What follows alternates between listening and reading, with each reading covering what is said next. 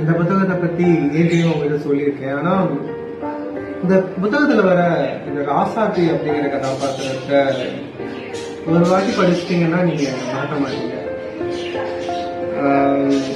உண்மையா சொல்லணும்னா அவன் வந்து பேர்ல மட்டும்தான் ராசாத்தி.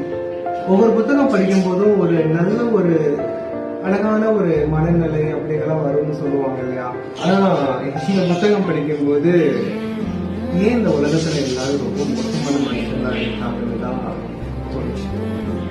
இதுக்கு முந்தைய பதிவுல சொன்ன மாதிரியே தான் இந்த புத்தகம் படிக்கிறதுக்கு ஒரு கனமான மனது வேணும் அப்படின்னு சொன்ன மாதிரி இன்னொரு விஷயம் என்ன தோணுது அப்படின்னா, இந்த மாதிரி வாழ்க்கைய கடந்து போற மனிதர்களுடைய மனம் எவ்வளவு கனமா இருக்கும், எவ்வளவு உறுதியா இருக்கும் அப்படின்றதுதான் ரொம்ப ஆச்சரியமா இருந்துச்சு.